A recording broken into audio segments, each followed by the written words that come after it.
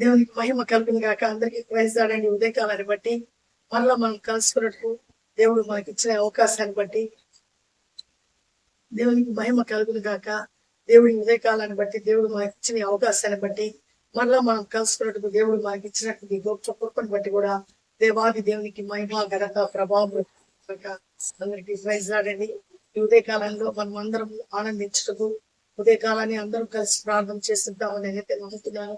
ప్రార్థన మనకి జీవమై ఉంటుంది కాబట్టి దేవుణ్ణి ఎవరైతే ఆరాధిస్తారో దేవుని మీద ఆధారపడతారో వాళ్ళు ఎల్లప్పుడూ సమాధానంతో సంతోషంతో ఉంటారు. ఇది దేవుడు మనకి ఇచ్చిన ప్రత్యేకమైనటువంటి అనుభవం. చూడండి, దినాన్ని వాక్యాన్ని ధ్యానించుకున్నాము. దేని గురించి మనం చింతపడకూడదు, దేవుని బట్టి మనం ఆనందించాలి. దేవుడు చెప్పిన ప్రతి మాట నిజం, అది అబద్ధం కాదు.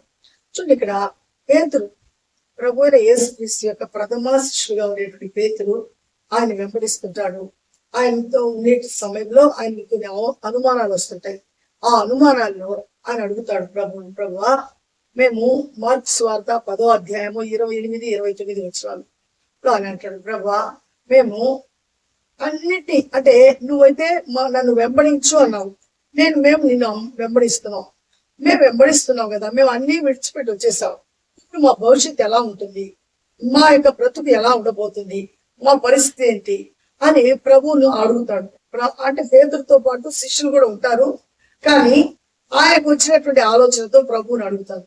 ప్రభు అంటాడు, చూడండి, నా నిమిత్తము ప్రభు అన్నమాట చదువుతాను, వినండి.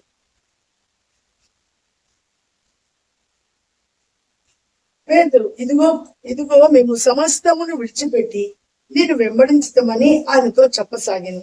అందుకు యేసు ఇట్లనేను, నా నిమిత్తమును సువార్త నిమిత్తమును ఇంటినైనను అన్నలదమ్ములైనను అక్క చెల్లెళ్ళైనను తల్లిదండ్రులైనను పిల్లలైనను భూములైనను విడిచిన వాడు ఇప్పుడు ఇహమందు హింసలతో పాటు 100 ఇండ్లను అన్నదమ్ములను అక్క చెల్లెళ్ళను తల్లులను పిల్లలను భూములను రాబోవు లోకమందు నిత్య జీవమును పొందునని నీతో నిశ్చయముగా చెప్పుచున్నాను అని.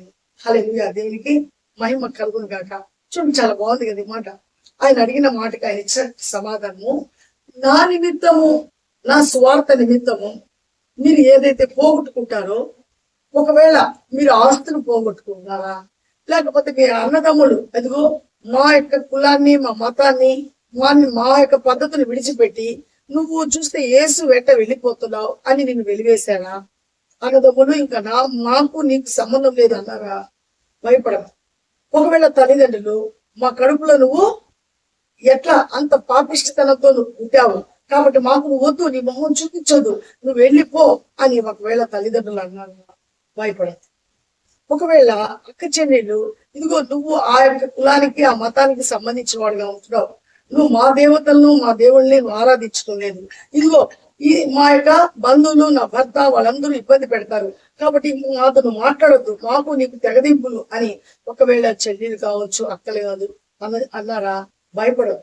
ఇదిగో మా ఆస్తిని ఇంకా నీకు ఇవ్వు, నువ్వు మా యొక్క మాటలో లేవు కాబట్టి నీకు మేము వచ్చింది గౌగడ ఆస్తిలో మేము భాగం ఇవ్వము అన్నారా, నువ్వు చింతపడవాక అంటాడు ప్రభు. అంటే నా కోసం నువ్వు బ్రతకాలని వస్తున్నావు, నా కోసం సమస్తాన్ని నువ్వు విడిచిపెడుతున్నావు కాబట్టి నా కోసం నువ్వు గన విడిచిపెడితే నీకు అన్ని అంటే ఈ లోకంలో ఎలా ఇస్తాడంటే ఆయన, ఒకవేళ తల్లిదండ్రులు నేను కాదనుకున్నారా, వాళ్ళ కంటే కూడా 100 మంది తల్లిదండ్రులు నీకు ఇస్తాను.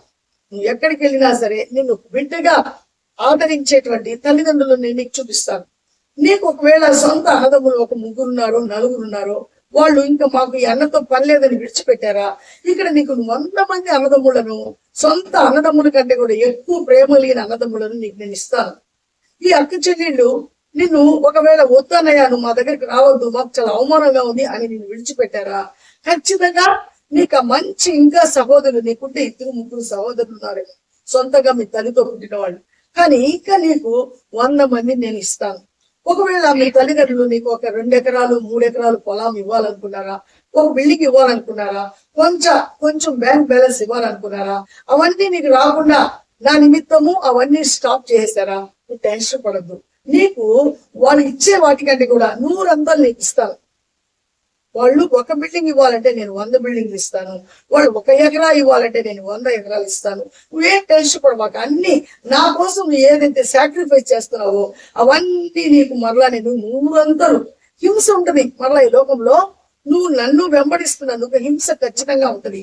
ఎందుకంటే దేవునికి ఈ లోక సంబంధమైన సైతానికి ఎప్పుడు వైరం ఉంటది. కాబట్టి సైతాన్ ఏం చేస్తుందంటే నిన్ను ఇబ్బంది పెట్టడానికి ప్రయత్నిస్తుంది. నువ్వేం టెన్షన్ పడబాక, నీ పక్షాన నేను ఉన్నాను అని ఆ దినము ప్రభు ఆయనకు ఒక అభయాన్ని ఇస్తున్నాడు. 100 ఆశీర్వాదంతో పాటు మరలా పరలోకమందు నిత్య జీవము నీకు నేను అనుగ్రహిస్తాను అని పేతురుతో అంటున్నాడు.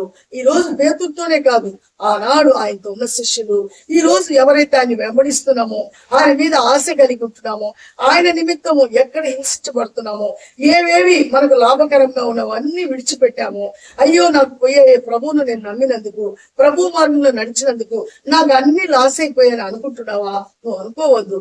100 ఆశీర్వాదం ఇస్తాను. ఇదిగో ఇహమందు నీకు ఇవన్నీ ఇచ్చి పరలోకంలో నిత్య జీవాన్ని కూడా నీకు నేను అనుగ్రహిస్తాను అని ప్రభు అంటున్నాడు. ఇది నిజం.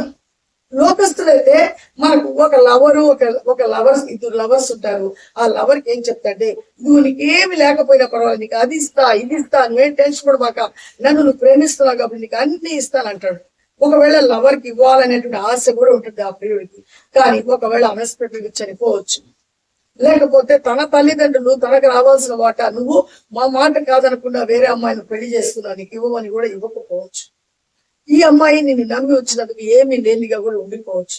అది అబద్ధం అయిపోతుంది. కానీ ఈ లోకంలో జరిగేటువంటి ఆ యొక్క కార్యాలు అలా ఉంటాయి. కానీ నిత్య జీవంలో, నిత్యం ఈ లోకంలో నువ్వు బ్రతికేటప్పుడు నీకు తోడుగా ఉండి అండగా ఉండి నీకు అన్ని ఇస్తాను అని చెప్పి మాట వెనక్కి తీసుకునేవాడు కాదు ప్రభు అని యేసుక్రీస్తు. ఈ లోకంలో మాటలన్నీ బూటకాలు, కానీ ఆయన నోటి నుండి వచ్చు ప్రతి మాట అది ఖచ్చితంగా ఫలిస్తే గాని అది నిష్ప్రయోజనం కానే కాదు అంటాడు ఆయన. ఎక్కడ ఆయన నోటి నుండి వచ్చిన మాట అంట యెషయా గ్రంథము 55వ అధ్యాయం అంటాడు, చూడండి, ఆకాశంలో నుంచి వర్షం స్టార్ట్ అయ్యి భూమిని తడపాలని వచ్చి, అయ్యో భూమి మీద చాలా పాపాత్ములు ఉన్నారు, ఈ వర్షాన్ని కిందకి నేను విడిచిపెట్టను అని అది మధ్యలోనే ఆగిపోదంట.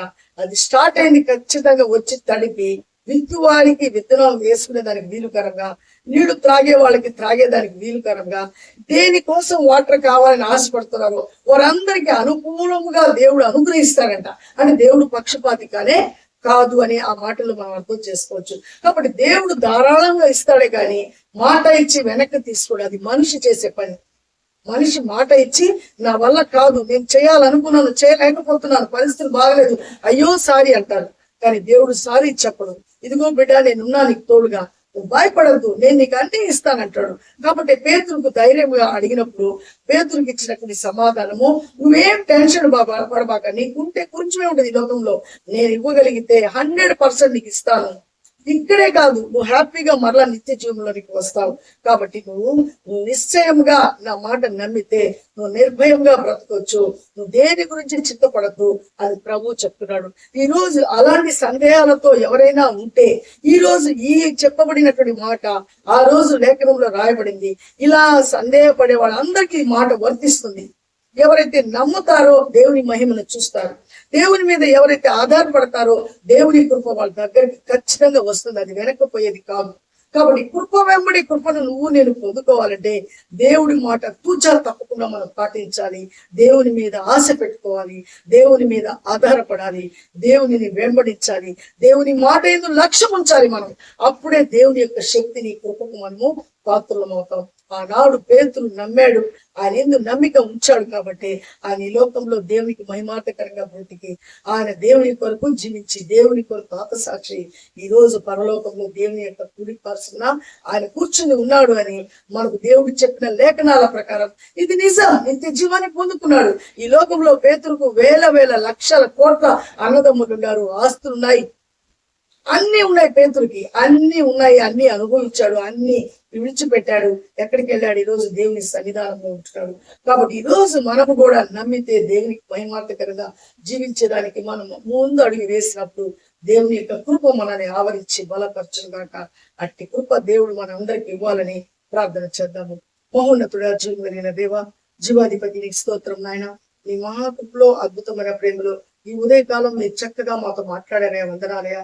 పేతురైతే అంటున్నాడు, ఇదిగో మార్క్స్ వార్త 10వ అధ్యాయం 28-29 వచనాలు, ప్రభువా మేము నిన్ను వెంబడించుచున్నాము, మేము వెంబడిస్తే మాకు ఏమి లాభం కలుగుతుంది అని అడుగుతున్నాడు. ఇదిగో నా నిమిత్తము, నా సువార్త నిమిత్తము ఏదేది నీకు లాభాలుగా ఉన్నావో అన్ని నువ్వు విడిచిపెట్టినప్పుడు, ఒకవేళ నీ తల్లిదండ్రులు నీకు వెలివేసినా, నీ అన్నదమ్ములు నిన్ను విడిచిపెట్టినా, అక్క చెల్లెలు నిన్ను విడిచిపెట్టినా, ఇదిగో నీకు ఈ లోక సంబంధమైన ఆస్తులు, భూములు ఏదైతే నువ్వు లాస్ అవుతున్నావో అవన్నీ మరలా నీకు నూరంతలుగా ఈ లోకంలో హింసతో పాటు నీకు అన్ని అనుగ్రహిస్తాను, తర్వాత నేను నిత్య జీవాన్ని నీకు ఇస్తాను అనేటువంటి మాటను ఆ దినం మీరు పేతులతో మాట్లాడారయా.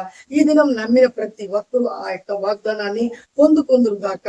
మరి ప్రతి బిడ్డనైనా నీ యందు నమ్మిక ఉంచి నీ కృపకు పాత్రలగటకు అలాంటి మనసును పుట్టించమని, ఏ మాత్రం అబద్ధంతో జీవించకుండా, అబద్ధంలో నశించుకోకుండా సత్యంలో జీవిస్తూ సత్యంలో బ్రతికేటువంటి అకృప ప్రతి ఒక్కరి మీద కుమరించమని, ప్రతి ఒక్కరిని మీరు ఆశీర్వదించమని, ఏదైనా వీడియో చూస్తున్న ప్రతి ఒక్కరికి ఈ వీడియో ఆశీర్వాదకరంగా, నీకు మహిమార్థకరంగా, హృదయాల్లో ఉండేటువంటి కలతలన్నీ తీసివేసి వాళ్ళ కుటుంబాల్లో ఉండేటువంటి బాధలన్నీ తొలగించి సంపూర్ణంగా మీ మీద ఆధారపడి మీ కృపకు పాత్రలయ్యేటువంటి మహాకృప ప్రతి బిడ్డకు కుమరించమని, మరలా మీ చిత్తమైతే మేమందరము కలుసుకుని నీ నామాన్ని మహిమపరచుటకు మాకు అవకాశాన్ని కృపను అనుగ్రహించమని యేసయ్య పరిశుద్ధ నామములో అడిగి బ్రతిమాలు వేడుకుంటున్నాం పరమ తండ్రి, ఆమేన్.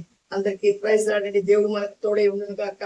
అప్పుడు ఆయన కొరకు, ఆయన స్వార్థ నిమిత్తం మనం ముందు స్టెప్ వేసి ఏ మాత్రం లోకం వైపు చూడకుండా ఆయన వైపు చూసినప్పుడు ఈ లోకంలో నూరంతల ఆశీర్వాదాన్ని మనం పొందుకుంటాము, తర్వాత నిత్య జీవానికి పోతాము. ఇది నిజం. నమ్మితే దేవుని మహిమను మనం చూస్తాము. షేర్ చేయండి, లైక్ చేయండి, సబ్స్క్రైబ్ చేయండి, మన ఛానల్ని అనేకులకు తెలియచేయండి. దేవుని రాజ్యం కట్టుకు మనం అందరం పురుగొల్పబడదాము, ప్రోత్సహించబడదాము. అట్టి కృప దేవుడు మనందరికీ ఇచ్చుగాక. ఆమేన్. అందరికీ షాలోమ్.